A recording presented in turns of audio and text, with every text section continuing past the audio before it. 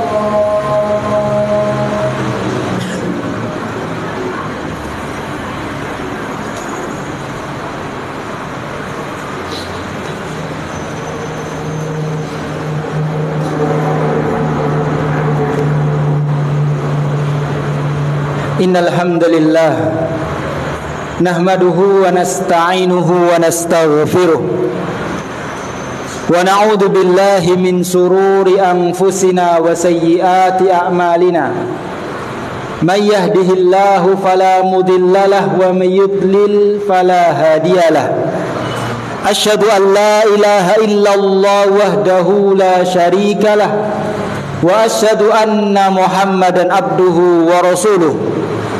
Qala Allah tabaraka wa ta'ala ya ayyuhalladzina amanu taqullaha haqqa tuqatih wa la tamutunna illa wa antum muslimun. Wa qala jalla wa ala ya ayyuhan nasu taqu rabbakumul ladzi khalaqakum min nafsin wahidah wa khalaqa minha zawjaha وبث منهما رجالا كثيرا ونساء واتقوا الله الذي تساءلون به والأرحام إن الله كان عليكم رقيبا وقال جل وعلا يا أيها الذين آمنوا اتقوا الله وقولوا قولا سديدا يصلح لكم أعمالكم ويغفر لكم ذنوبكم ومن يطع الله ورسوله فقد فاز فوزا عظيما اللهم صل وسلم wa barik wa an'im ala nabiyyina Muhammadin wa ala alihi wa ashabihi wa man tabi'ahum bi ihsanin ila yaumiddin. Amma ba'du, kaum muslimin, jamaah sidang Jumat rahimani Allah wa iyyakum jami'an. Sebagaimana yang telah kita ketahui bahwasannya sekarang kita berada di bulan Dzulqa'dah, dan sebentar lagi kita akan masuk bulan Dzulhijjah, bulan yang sangat agung, bulan yang sangat istimewa, bulan yang di dalamnya banyak sekali keberkahan-keberkahan dan kebaikan-kebaikan dari Allah Subhanahu wa taala. Oleh karena itu, sebelum kita masuk bulan Dzulhijjah tersebut, maka hendaknya kita mengilmui terlebih dahulu, mengilmui tentang keutamaan-keutamaan, keistimewaan bulan tersebut, dan amalan-amalan apa saja yang dianjurkan, yang disyariatkan untuk kita amalkan di bulan tersebut. Sehingga tatkala kita masuk bulan tersebut, kita sudah memiliki ilmu, sehingga kita tidak menyia-nyiakan bulan tersebut, sehingga kita bisa memanfaatkan bulan tersebut dengan sebaik-baiknya. Ibadallah, kaum muslimin jamaah sidang Jumat rahimani Allah wa iyyakum jami'an.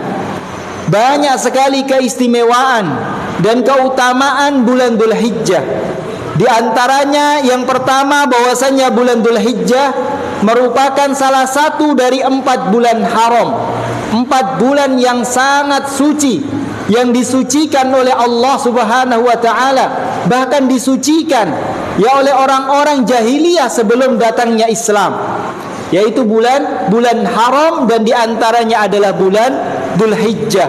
Sebagaimana dalam surat At-Taubah, Allah Subhanahu wa taala berfirman, "Inna iddatasy syuhuri indallahi 12 syahran fi kitabillahi yauma khalaqas samawati wal ard." Sesungguhnya bilangan bulan di sisi Allah Subhanahu wa taala ada 12 bulan yang Allah Subhanahu wa taala tetapkan pada saat Allah Subhanahu wa taala menciptakan langit dan bumi. Minha arba'atun hurum. Dari 12 bulan tersebut ada 4 bulan haram, 4 bulan suci. Dari 12 tersebut ada 4 bulan suci. Dzalikad dinul qayyim, dan itu merupakan ketetapan agama yang lurus. Fala tadlimu fihinna anfusakum, dan janganlah sekali-kali kalian berbuat zalim di 4 bulan tersebut. Padahal kita tahu ya, berbuat zalim dilarang, diharamkan oleh Allah kapanpun dan dimanapun. Namun di ayat tersebut Allah mengkhususkan ya untuk tidak berbuat zalim di 4 bulan haram tersebut, maka ini merupakan penekanan. Oleh karenanya sahabat Abdullah ibnu Abbas, beliau mengatakan, kezaliman, kemaksiatan, perbuatan dosa yang dilakukan di 4 bulan haram, maka dosanya lebih besar di sisi Allah Subhanahu wa ta'ala. Apa saja 4 bulan haram tersebut? Disebutkan oleh Rasulullah SAW dalam sabdanya, dalam hadis yang diriwayatkan oleh Imam Bukhari. Rasulullah SAW bersabda, as-sanatu isna asyara syahran. 1 tahun ada 12 bulan. Minha arba'atun hurum. Dari 12 bulan tersebut ada 4 bulan haram. Salasatun mutawaliyat. 4 bulan haram tersebut yang 3 ini berurutan, Dzulqa'dah wa Dzulhijjah wal Muharram. Dan yang keempat, wa Rajabun alladzi baina Jumada wa Sya'ban. Dan yang keempat adalah bulan Rajab yang letaknya setelah bulan Jumada, sebelum bulan Sya'ban. Jadi ya Rasulullah SAW menegaskan bahwasanya ada 4 bulan haram, bulan yang disucikan di dalam Islam, bahkan disucikan juga oleh orang-orang jahiliyah dahulu, yaitu 4 bulan, 3 berurutan, Dzulqa'dah, Dzulhijjah, Muharram, dan yang keempat adalah Rajab.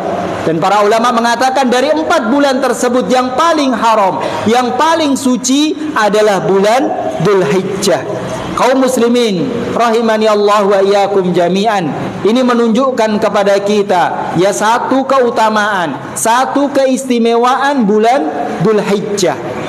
Kemudian yang kedua kaum muslimin rahimani Allah wa iyyakum jami'an, juga di antara keutamaan dan keistimewaan bulan Dzulhijjah yaitu bahwasannya Allah Subhanahu wa taala bersumpah. Allah bersumpah dengan 10 hari pertama bulan Dzulhijjah. Dalam surat Al-Fajr ayat yang kedua Allah Subhanahu wa taala berfirman, "Wal fajri walayalin ashar." Dan demi waktu fajar dan demi malam-malam yang 10. Di situ Allah Subhanahu wa taala bersumpah dengan 10 hari, malam-malam yang 10. Dan mayoritas ulama ahli tafsir sebagaimana dikatakan oleh Al-Imam Ibnu Katsir dalam kitab tafsirnya, beliau mengatakan yang dimaksud malam-malam yang 10 walayalin ashar yaitu 10 hari pertama bulan Dzulhijjah. Maka tatkala Allah berfirman walayalin ashar, maka dalam ayat tersebut Allah bersumpah dengan 10 hari pertama bulan Dzulhijjah. Dan dalam suatu kaidah, apabila Allah Subhanahu wa taala bersumpah dengan sesuatu, entah itu bersumpah dengan tempat, bersumpah dengan waktu, ya, atau bersumpah dengan benda-benda, maka itu menunjukkan ya keistimewaan dan keagungan ya sesuatu tersebut di sisi Allah Subhanahu wa taala sampai-sampai Allah bersumpah dengannya. Jadi tatkala Allah Subhanahu wa taala berfirman walayalin ashar, dan demi 10 hari pertama bulan Dzulhijjah, maka ini menunjukkan keagungan, keistimewaan 10 hari pertama bulan Dzulhijjah di sisi Allah Subhanahu wa taala. Dan 10 hari pertama bulan Dzulhijjah ini kaum muslimin rahimani Allah wa iyyakum jami'an merupakan hari-hari yang paling baik dalam satu tahun. Hari-hari yang sangat diagungkan oleh ya para ulama, orang-orang soleh sebelum kita. Abu Utsman rahimahullah beliau mengatakan, Kanu yu'adzimuna thalatha asyarat. Dahulu para ulama, dahulu orang-orang soleh, mereka mengagungkan, mengistimewakan 10 hari di 3 bulan yang berbeda. Yang pertama 10 hari pertama bulan Dzulhijjah, yang kedua 10 hari pertama bulan Muharram, dan yang ketiga 10 hari terakhir bulan Ramadan. Dan dari 3 waktu tersebut, 10 hari di 3 bulan tersebut yang paling baik ya sebagaimana dikatakan oleh para ulama yaitu 10 hari pertama bulan Dzulhijjah. Maka ini menunjukkan kepada kita ya keutamaan, keagungan bulan Dzulhijjah dibandingkan dengan bulan-bulan yang lainnya. Kemudian kaum muslimin rahimani Allah wa iyyakum jami'an, keutamaan dan keistimewaan bulan Dzulhijjah yang ketiga yaitu bahwasannya amalan soleh, amal ibadah yang dilakukan di 10 hari pertama bulan Dzulhijjah, maka amalan soleh tersebut lebih baik dan lebih dicintai oleh Allah daripada amal ibadah apa saja yang dilakukan di selain hari-hari tersebut. Rasulullah SAW bersabda dalam hadis yang diriwayatkan oleh Imam Bukhari, beliau SAW bersabda, "Ma min ayyamin al-amalu salihu fihinna ahabbu ilallahi min hadhil ayyam," yakni ayyamil ashar. Kata Rasulullah, tidak ada hari-hari di mana amalan soleh yang dilakukan di hari-hari tersebut lebih dicintai oleh Allah Subhanahu wa taala daripada 10 hari pertama bulan Dzulhijjah. Maka para sahabat pun bertanya kepada Rasulullah, "Ya Rasulullah, walal jihadu fi sabilillah?" Ya Rasulullah, apakah amalan soleh di 10 hari pertama bulan Dzulhijjah lebih baik, lebih dicintai oleh Allah daripada jihad di jalan Allah? Maka Rasulullah pun mengatakan, walal jihadu fi sabilillah.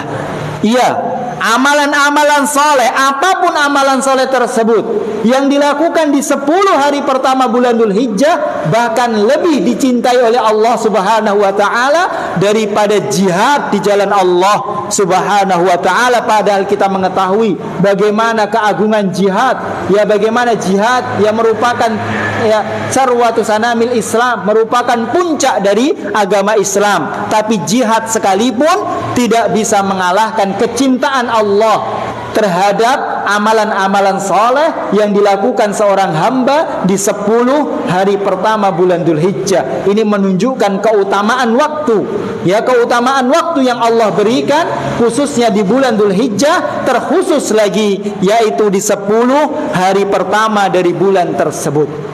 Wa aqulu qawli hadza astaghfirullah li wa lakum wa lisairil muslimina min kulli dzamb fastaghfiru innahu kana ghafurar rahima.